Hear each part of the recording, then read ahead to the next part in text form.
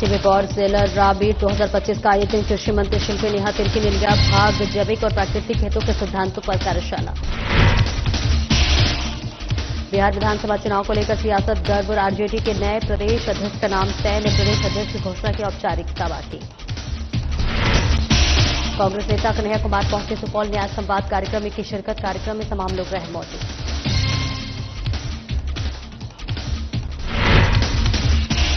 हजारीबाग में सादा plus news की तरफ से सम्मान समारोह। 15 जून को जैन भवन में होगा कार्यक्रम। मेधावी छात्रों को किया जाएगा सम्मानित। और साहेबगंज में जनता दरबार कार्यक्रम का आयोजन केंद्रीय सचिव सह प्रवक्ता पंकज मिश्रा रहे मौजूद। मंत्री ने अधिकारियों को दिए कार्रवाई के निर्देश।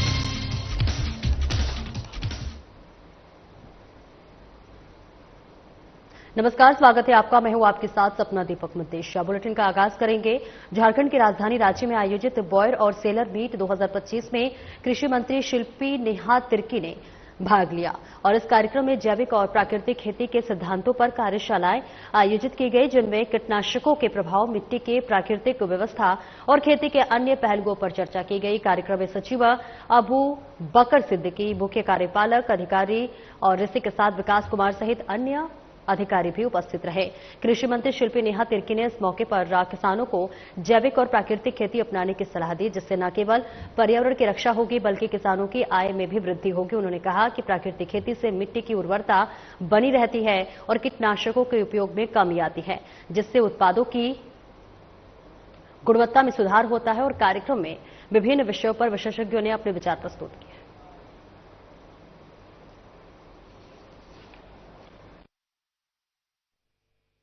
आज हमारे पास जो इकोलॉजिकल फोटे के एमडी हैं, इकोलॉजिकल फोटे जो अफ्रीकन कंट्रीज में काम कर रही है, उनके एमडी डॉक्टर सेल्वम जी, साथ ही साथ हमारे बायो इंजीनियरिंग से आए हुए डॉक्टर सुधा रेड्डी जी हैदराबाद से भी आई हुई हैं, और साथ ही साथ कई सारे यहाँ पे अहम लोग आए हुए हैं जिनको बहुत लंबा अनुभव है ऑर्गेनिक फार्मिंग को लेकर। उन्होंने भी आज अपना राय सुझाव राज्य को दिया है, राज्य के किसानों को दिया है, और मुझे लगता है ये एक शुरुआती कदम है। आने वाले समय में निश्चित रूप से जो मैंने कहा कि जो 20% ग्रोथ होने वाला है पूरे इस सेक्टर का, उसमें झारखंड भी अपना हिस्सेदारी तय कर पाएगा।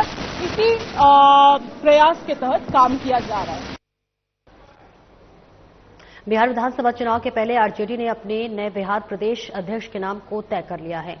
आपको बताते चले कि जगदानंद सिंह की जगह अब बिहार प्रदेश आरजेडी का अध्यक्ष कौन होगा, इसे लेकर सस्पेंस खत्म हो गया है और लालू यादव और तेजस्वी यादव ने नए समीकरणों के हिसाब से नए अध्यक्ष के नाम को तय कर दिया है और ऐसे बिहार विधानसभा चुनाव को भी साधने की कोशिश की जाएगी। आरजेडी सूत्रों के अनुसार लालू यादव और तेजस्वी यादव ने आरजेडी के अगले प्रदेश अध्यक्ष के लिए मंगनी लाल मंडल का नाम तय कर लिया है। हालांकि उनके नाम की औपचारिकता अभी बाकी है, जहां पर बताया गया है कि 19 जून को राज्य परिषद की बैठक में नए अध्यक्ष के नाम का औपचारिक ऐलान किया जाएगा।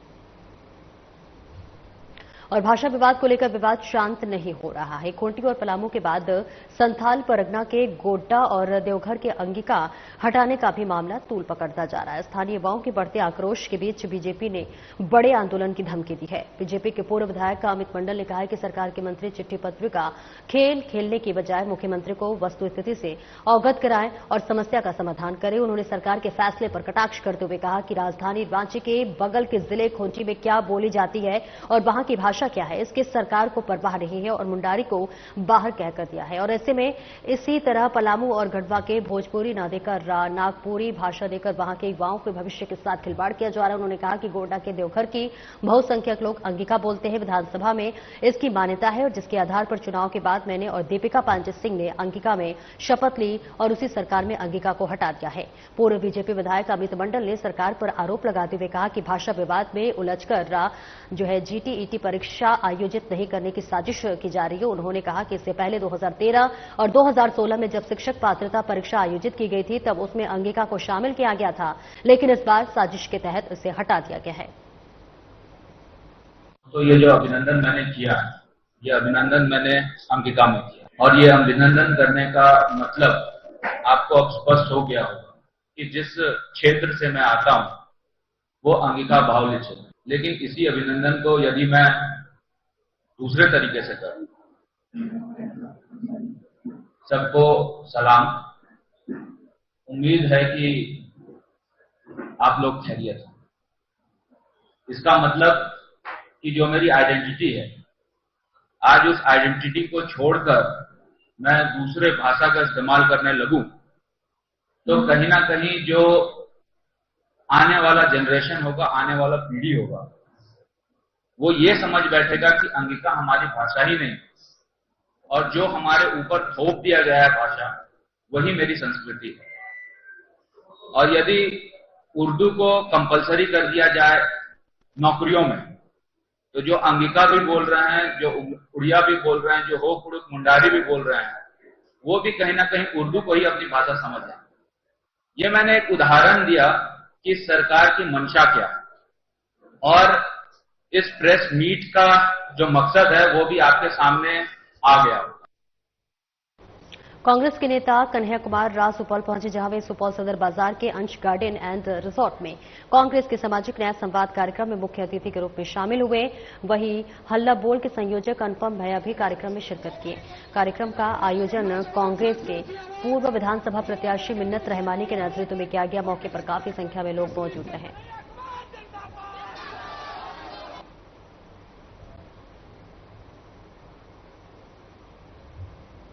छपरा परिसदन में भारतीय जनता पार्टी के वरिष्ठ नेता बिहार सरकार के अनुसूचित जाति जनजाति कल्याण मंत्री जनक ने प्रेस को संबोधित किया, जहां उन्होंने कहा कि देश एवं बिहार में एनडीए सरकार के नेतृत्व में दलित, पिछड़े, अति पिछड़े और वंचितों का विकास हो रहा है। और आज देश में प्रधानमंत्री के 11 वर्षों के कार्यकाल में दलित, पिछड़ों, आदिवासी एवं वंचितों के हितों में जो कार्य हुए हैं, उसमें उनके जीवन में अभूतपूर्व बदलाव नजर आ रहे हैं। साथ ही कहा कि पीएम मोदी जब भी बिहार आते हैं तो वे सौगातों की बहार लेकर आते हैं, और आगामी 20 जून को वे सीवान में आ रहे हैं।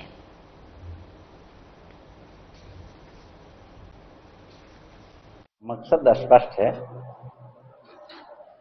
छपरा जिला के आज अतिथि गृह में भारतीय जनता पार्टी के सम्मानित जिला अध्यक्ष श्री रंजित बाबू, सम्मानित पार्टी के सब पदाधिकारीगण, बताते हुए मुझे खुशी हो रही है कि सारण कमिश्नरी में सिवान के जसौली देश के यशस्वी प्रधानमंत्री नरेंद्र मोदी जी का शुभ आगमन होने जा रहा है। हम सब निरंतर जिला के प्रवास पे हैं। आम आवाम में किसान हो, युवा हो, महिला हो, तमाम लोगों में एक खुशी की लहर है कि जिस देश के प्रधानमंत्री नरेंद्र मोदी जी को हम लोग टीवी पे, अखबार पे किए हुए कार्यों को देखते हैं, स्वयं सारण कमिश्नरी जसौली में माननीय प्रधानमंत्री जी का आगमन हो रहा है, तो काफी उत्साह है, हर्ष और उल्लास है। सभी समाज के लोगों को लाखों लाख की तादाद में 20 तारीख को जसौली समय 10 बजे लोग कमर कस के तैयार है। इंडियन इकबाल पार्टी के प्रदेश अध्यक्ष राजेश प्रसाद छपरा के मांझी पहुंचे, जहां पर कार्यकर्ताओं ने उनका स्वागत फूलमाला से किया। इस दौरान आयोजित प्रेस वार्ता में उन्होंने कहा कि हमारी इंडियन इनकलाब पार्टी ने आगामी बिहार विधानसभा चुनाव में 140 सीटों पर चुनाव लड़ने का निर्णय लिया है। अभी हम गांव-गांव सदस्यता अभियान चला रहे हैं, और साथ ही कहा कि पहले पान समाज के लिए इस पार्टी की एकजुटता पटना गांधी मैदान में जनता देख चुकी है। वहीं मौके पर इंडियन इनकलाब पार्टी के कार्यकर्ता मौजूद रहे। विधानसभा चुनाव इंडियन इनकलाब पार्टी, हम लोग 2025 का जो विधानसभा चुनाव है उस पे 140 सीटों पर हमारी पार्टी मजबूती से चुनाव लड़ने जा रही है। पार्टी से तालमेल होगा क्या? अभी जैसे कि आप सबको पता है कि हम लोग आंदोलन से उभरी हुई हमारी पार्टी है, और आंदोलन आरक्षण को लेकर हुआ था। जो हमारी आरक्षण की मांग को मानता है और वो हमारे साथ एग्रीमेंट करता है कि हम आपके आरक्षण की वापसी का बात मानेंगे तो हम तालमेल कर सकते हैं। अगर नहीं मानते हैं तो 140 विधानसभा सीटों पे हमारी पार्टी मजबूती के साथ चुनाव लड़ेगी। रजिस्ट्री कार्यकर्ताओं की कमी है आपके यहाँ, क्या कार्यकर्ताओं को जोड़ने के लिए क्या लक्ष्य है आपका? देखिए, हम लोग 1 करोड़ का लक्ष्य जो है बहुत जल्द हासिल करने जा रहे हैं।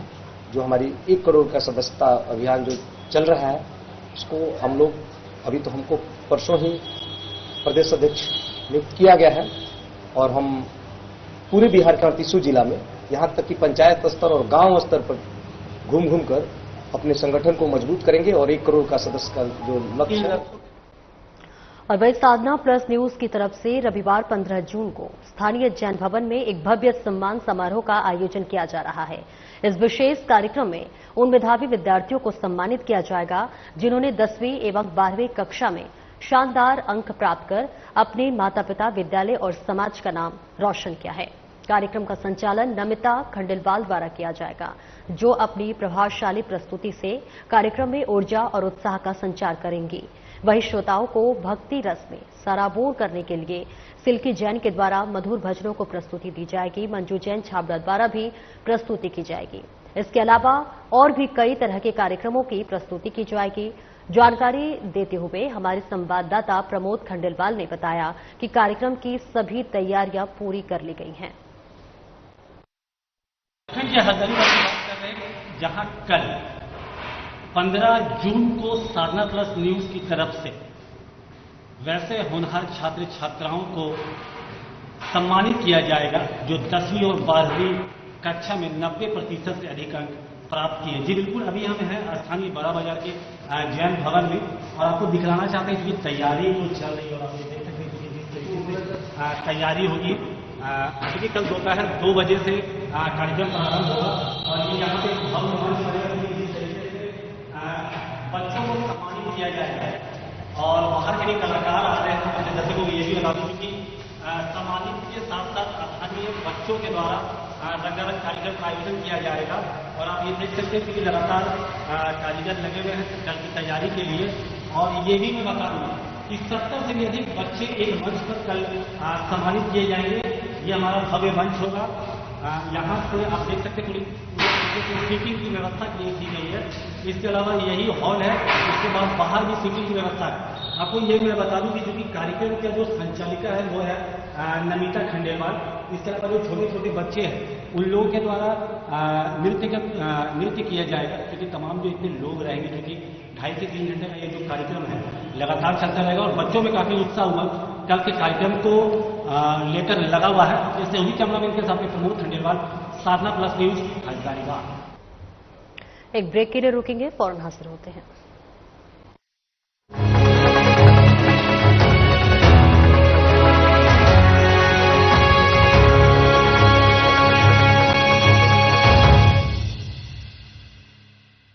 वर्तमान में नशा चाहे किसी भी रूप में हो या किसी भी वर्ग द्वारा इसका सेवन किया जा रहा हो, ये उस व्यक्ति के साथ साथ उसके परिवार को आर्थिक और मानसिक रूप से कमजोर कर रहा है। ब्राउन शुगर, हेरोइन, कोकीन, शराब, कोडीन, अफीम, तंबाकू, मैरिजुआना, सिगरेट और बीड़ी जैसे नशीले पदार्थ शौक से लत बन जाते हैं। वक्त है संभल जाए। माननीय मुख्यमंत्री हेमंत सोरेन के दिशा निर्देश पर जीरो टॉलरेंस नीति अपनाते हुए मादक पदार्थों के उत्पादन, उपभोग और तस्करी कर रहे लोगों पर सख्त कार्रवाई हो रही है। साथ ही राज्य में हो रही अफीम की खेती को रोकने के लिए झारखंड सरकार में कड़ी सजा का है प्रावधान। जन आकांक्षाओं वाली हेमंत सरकार नशा और नशे की खेती छोड़ने वालों को पुनर्वास देकर सशक्त बना रही है। अब वह सरकार के नशा मुक्त झारखंड के सपने को साकार करते हैं। एक कदम हम बढ़ाते हैं, एक कदम आप बढ़ाएं। नशा छोड़ो, जिंदगी जोड़ो।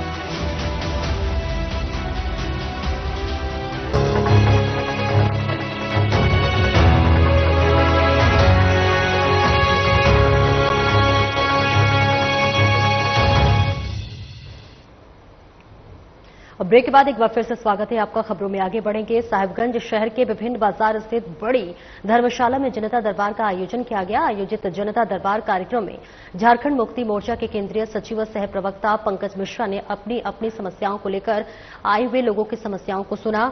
मौके पर ही पंकज मिश्रा ने संबंधित अधिकारियों को त्वरित कार्रवाई करने के निर्देश दिए। आयोजित जनता दरबार के संबंध में स्थानीय लोगों ने बताया कि ऐसे आयोजन से हम लोगों को काफी राहत मिलती है। आज साहेबगंज के इतिहास में पहली बार जनता की समस्याओं को लेकर के इस धर्मशाला में जनता दरबार का आयोजन किया गया है। इसके लिए साहेबगंज जिला प्रशासन सहित पंकज मिश्रा जी को बहुत बहुत धन्यवाद। हम उम्मीद करते हैं कि यहाँ पर जितने भी लोग समस्या लेकर के आए हैं उसका शीघ्र समाधान होगा और ये एक पहल जो शुरू किया गया है भविष्य में इसी तरह से आगे भी जनता की समस्याओं को लेकर के इस तरह से जनता दरबार का आयोजन होगा। इसी कामना के साथ बहुत बहुत बधाई, बहुत बहुत धन्यवाद। जनता दरबार में बहुत अच्छा लगा है। हमारे शहर में ये पहली बार हुई है जनता दरबार। इसमें हर समस्या का समाधान लगभग पूरा होने वाला ही है। एसपी साहब, डीसी साहब और बोकारो एसपी कार्यालय सभागार में एसपी हरविंदर राज सिंह की अध्यक्षता में मासिक अपराध गोष्ठी का आयोजन किया गया। इसमें जिले के सभी डीएसपी, इंस्पेक्टर और थाना प्रभारी मौजूद रहे। इस अपराध गोष्ठी में एसपी ने सभी अधिकारियों को अनुसंधान में तेजी लाने और आम जनता के साथ बेहतर समन्वय बनाने के साथ साथ आगामी पर्व त्यौहार को लेकर अभी से ही सभी मुकम्मल तैयारी करने के निर्देश दिए गए। साथ ही एसपी ने नक्सल क्षेत्रों में पूर्व की तरह मूवमेंट जारी रखने का निर्देश दिया। आज बोकारो पुलिस की सभी थाना प्रभारी, सभी एसडीपीओ, सभी इंस्पेक्टर्स की जो मासिक अपराध गोष्ठी होती है उसका आयोजन किया गया था। उसमें गोइंग अहेड किस तरह से इन्वेस्टिगेशन को इम्प्रूव करना है, किस तरह से पुलिसिंग को इम्प्रूव करना है कि आमजन को जो है उसका लाभ मिले, उसी विषय पे अलग अलग तरह से दिशा निर्देश दिए गए और बहुत सारे डिस्कशंस और बहुत सारे अच्छे पॉइंट जो हैं फीडबैक में सभी थाना प्रभारी एसडीपीओ से भी मिले हैं। गोइंग अहेड जो मुहर्रम आ रहा है उसके लिए भी कुछ डायरेक्शन सबको दिए हैं ताकि पहले से टाइमली तैयारी स्टार्ट करके और हम लोग वेल प्रिपेयर्ड रहें, वेल इन एडवांस। देखिए, नक्सल के बारे में तो यही है कि सभी को बहुत अलर्ट रहने की जरूरत है, सभी सोर्सेज को बहुत एक्टिवेट करके रखने की जरूरत है और बहुत ही अपना क्षेत्र में अपने भ्रमण। और जम्मू थाना इलाके के द्वार पहरी में जेवर कारोबारी बेशा सोने को हथियार का भय दिखाकर लूटने वाले गिरोह के 6 अपराधियों को गिरिडीह पुलिस दबोचने में सफल रही है। हालांकि घटना को 22 मई की घटना को सिर्फ 3 अपराधियों ने अंजाम दिया था, लेकिन इन तीनों अपराधियों के निशानदेही पर जमुआ, धनबाद और पचम्बा थाना पुलिस ने गिरोह के 6 अपराधियों को दबोचा और जनसख्ती से पूछताछ किया तो वहीं इन अपराधियों के पास से 2 देसी पिस्टल, 2 जिंदा कारतूस के साथ जेवर कारोबारी से लूटा गया 10 पीस चांदी का पायल अपराधियों द्वारा इस्तेमाल किया गया 2 बाइक में बरामद कर लिया गया। इधर 4 दिनों से मिले सफलता के बाद शनिवार को SP doctor Ravimal Kumar, SDPO Rajendra Prasad ने पूरे मामले का खुलासा करते हुए कहा है कि गिरफ्तार अपराधियों में धनबाद के झरिया थाना इलाके के साहना निवासी मुनेश्वर बेलदार के साथ पचम्बा थाना के करहरबारी गांव निवासी भोला सिंगा, माथाडी निवासी मोहम्मद समीर अंसारी, पपराटांड निवासी अजय दास, राजू दास, जमुआ थाना इलाके के कुरू मटांड गांव का और छोटू सिंह और इसी के साथ साथ तमाम लोगों की मौजूदगी रही। जी सर, 22 मई को पोबी मोड़ है जमुआ थाना क्षेत्र में, वहां पे द्वारपहरी चौक में जो विशाल ज्वेलर्स है उसके मालिक और जो भी थे लोग बंद करके दुकान जा रहे थे और इसी क्रम में व्हाइट अपाची में 3 अपराधकर्मी थे और इन लोगों ने पिस्टल का भय दिखाया उन लोगों को और उसके बाद जो भी फायरिंग भी किया और जो भी उनके पास जेवरात वगैरह थे और उसको छीन करके छीन लिए थे इन लोगों ने।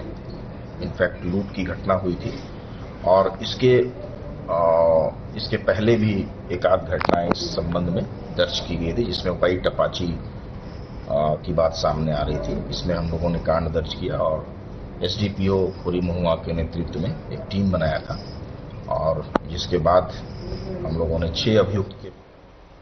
गुमला पुलिस ने शुक्रवार की रात सदर अस्पताल गुमला से एक महिला के द्वारा नर्स की पोशाक में 14 दिन के नवजात शिशु की चोरी कर ली थी।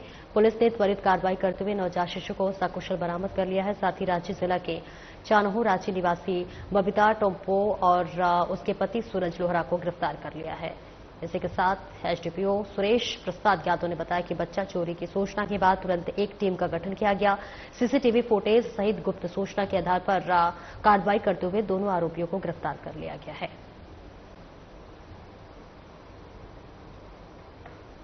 कल दिनांक 13/6/2025 को गुमला सदर हॉस्पिटल प्रबंधन की तरफ से एक आवेदन आया था कि हमारे अस्पताल में एक व्यक्ति जो रेडवा की रहने वाली रजनी इंदवा, उसकी नवजात बच्ची जो 14 दिन की थी, उसकी चोरी हो गई है।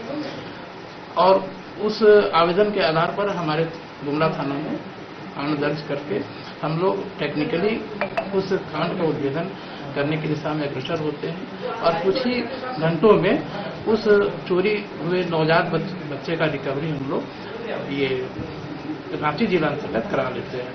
और जो इस चोरी के घटना में जो शामिल एक महिला है जिसका नाम बबीता टोटो, जो रहने वाली है रांची की रहने वाली है, और उसका पति सूरज लोहरा है, दोनों को आज विधिवत गिरफ्तार करके समस्तीपुर मुफस्सिल थाना क्षेत्र अंतर्गत मोहनपुर रोड स्थित रिलायंस ज्वेलर्स में बीते 28 फरवरी 2024 को हुए करोड़ों रुपए के आभूषण लूटकांड घटना में अंजाम दिया गया था, जहां पर इस मामले में एसटीएफ टीम ने समस्तीपुर पुलिस के सहयोग से फरार चल रहे 2 बदमाशों को सारण से लूट आभूषण के साथ गिरफ्तार किया गया है। पुलिस ने दोनों के पास से लूटे गए कुल 165.17 ग्राम आभूषण बरामद किया है, जिसकी अनुमानित मूल्य करीब 15 लाख रुपए है। गिरफ्तार दोनों बदमाशों की पहचान सारण जिले के मुफस्सिल थाना क्षेत्र अंतर्गत तुर्कलबलिया वजीदपुर के अभिषेक राय और रानैनी पश्चिम टोला के गोविंद कुमार के रूप में की गई है।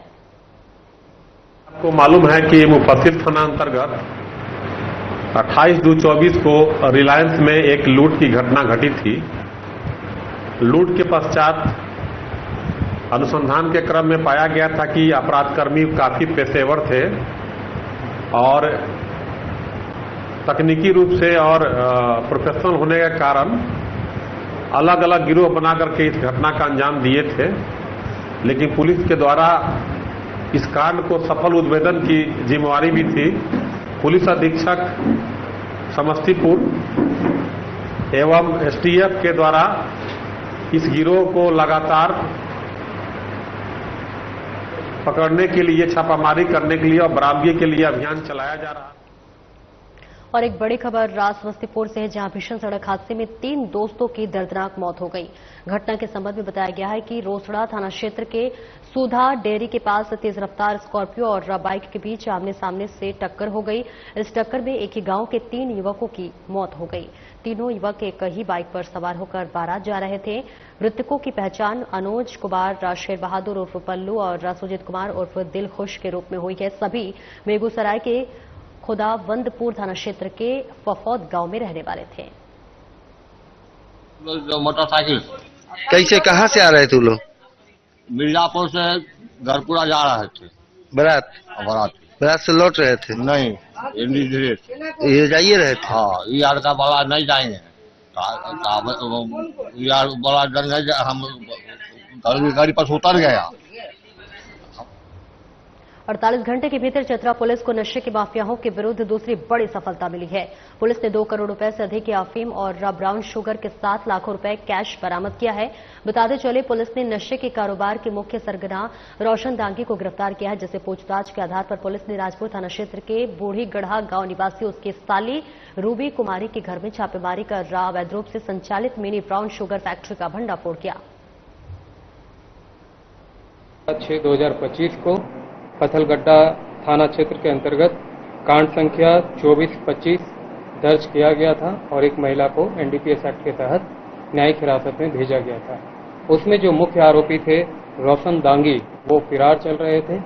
हमारी टीम ने छापामारी करते हुए उसे पकड़ा है और उनके से पूछताछ करने पे बहुत सारी बहुमूल्य सूचनाएं प्राप्त हुई है, जिसके कन्फेशन के आधार पे एक और बहुत बड़ा अमाउंट 44,57,350 रुपए जो उसने अपने साली रूबी देवी को दिया था।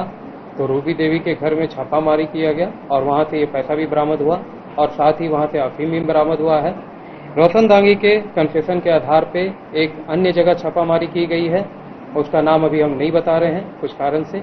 वहाँ से हम लोग जिस मशीन से ये लोग अफीम बनाते हैं वो मशीन भी प्राप्त किया गया है और वहाँ से हमें अमेरिकी और चाइनीज कंपनी और उनके सामानों का विरोध जो है इसको लेकर स्वदेशी जागरण मंच ने बोकारो के सेक्टर 4 स्थित गांधी प्रतिमा के समक्ष विरोध प्रदर्शन किया।